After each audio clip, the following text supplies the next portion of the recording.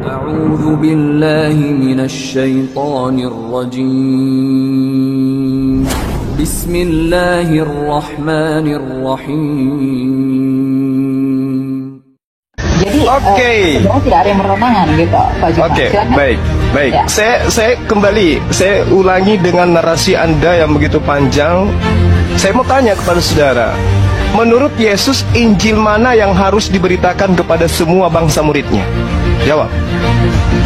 Apa yang mereka saksikan itu? Semua? Injil, bukan Injil Lukas, Injil Markus, Matius, Yohanes, Surat Paulus. Injil itu bukan suatu establishing karena belum ada kanonisasi. Oke. Ya. Berarti dengan kata lain bukan kitab saudara. Dengan kata lain bukanlah kitab saudara yang Yesus perintahkan untuk diberitakan. Catat itu. Ya, karena memang itu belakangan dikanonkan ya, saya. Oke, sip. Anda sudah akui, bagus. Nah, sekarang gini, ketika saudara mengatakan Taurat itu tidak berlaku untuk bangsa lain lagi, emang Taurat itu pernah berlaku untuk bangsa lain? Memang gak pernah. Taurat itu untuk Bani Yakub. Jadi Yesus mati di atas tiang salib untuk membatalkan hukum Taurat untuk Kristen itu gak nyambung. Yesus datang membatalkan hukum Taurat di atas tiang salib untuk Kristen gak nyambung. Efesus 2 nomor 15, dengan matinya Yesus, dia telah membatalkan hukum Taurat beserta segala ketetapan yang ada di dalamnya. Itu gak nyambung itu. Kenapa Yesus Paulus mengajarkan itu? Orang Farisi ini mengajarkan itu. Kenapa? Karena target sasarannya adalah orang-orang yang tidak bersunat. Target sasarannya adalah orang-orang pemakan babi. Mohon maaf. Target sasarannya adalah penyembah-penyembah dewa. Siapa itu? Kekaisaran Romawi Yunani. Itu target sasarannya. Sehingga hukum Torah yang berat itu menurut pandangan orang Roma dan Yunani kudu harus batal dulu baru diterima oleh mereka. Makanya pernyataan Paulus itu jelas. Jadi kalau Anda mengatakan Taurat tidak berlaku lagi untuk bangsa lain, Bung, Anda belajar di mana? Hukum Taurat itu untuk Bani Israel, bukan untuk non-Israel. Maka sekarang hai orang Israel, dengarkanlah ketetapan dan peraturan yang kuajarkan kepadamu untuk dilakukan supaya kamu hidup. Ini untuk orang Israel. Jangan kau menambah, jangan kau mengurangi. Ulangan 4, satu perikop Anda baca, Anda nggak nyambung di situ. Kemudian ulangan 6, inilah perintah, yakni ketetapan dan peraturan yang kuajarkan kepadamu atas perintah Tuhan Allahmu yang dilakukan di negeri di mana kamu pergi untuk mendidikinya, supaya seumur hidupmu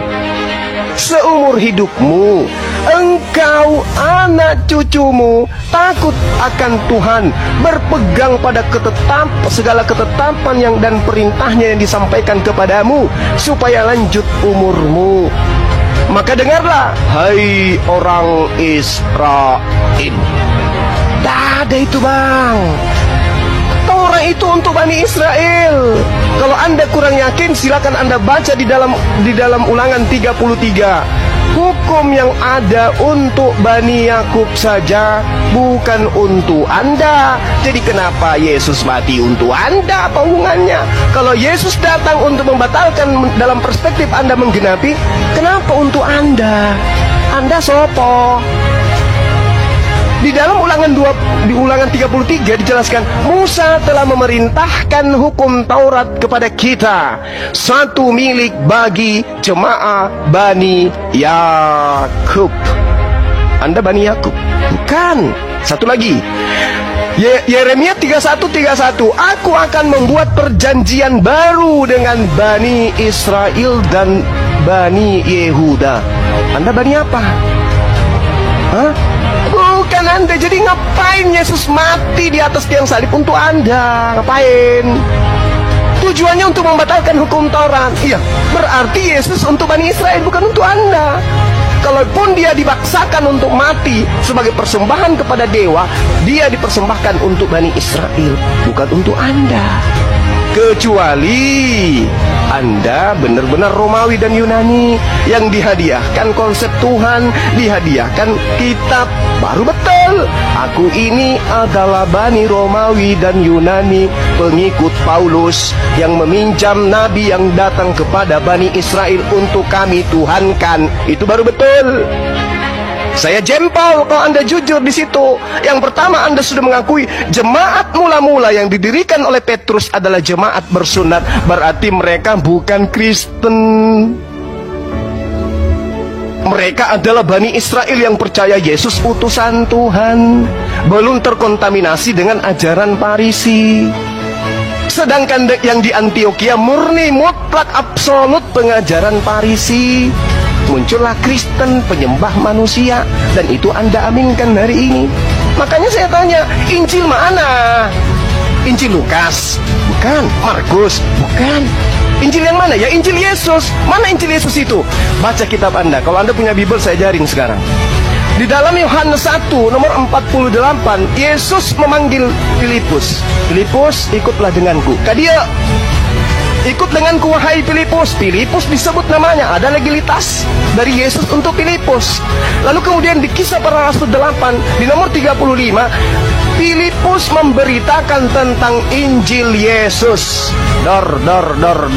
Yang diajarkan oleh Filipus adalah Injil Yesus, bukan Injil Lukas, Markus, Matius, Yohanes, bukan. Jadi kalau Anda pun memaksakan memberitakan Injil kepada seluruh makhluk, maka berita yang harus didengarkan itu adalah Injilnya Yesus yang dibawa oleh Filipus, bukan Lukas, bukan Paulus. Sadari itu kalau Anda memang benar-benar ingin selamat. Yesus punya Injil sendiri yang diberitakan muridnya Filipus, dan Filipus mendapatkan legitimasi jelas. Sementara Paulus, Lukas, Markus, pengarang Matius, pengarang Yohanes, pengarang Markus, itu tidak ada legitimasi dari dia, dari Yesus. Sementara sumber firman, bahkan kalian mengatakan firman itu adalah sang firman itu adalah Yesus. Sang firman memberikan legitimasi kepada Filipus, bukan kepada penulis Injil Anda. Jadi Injil Anda itu bukan yang harus diberitakan ke seluruh dunia. Simpan itu di peti, cari Injil Filipusnya, beritakan kepada dunia. Disitulah yang benar. Injil Filipus masih ada sisanya. Yesus menikah dengan istrinya Maria. Silakan.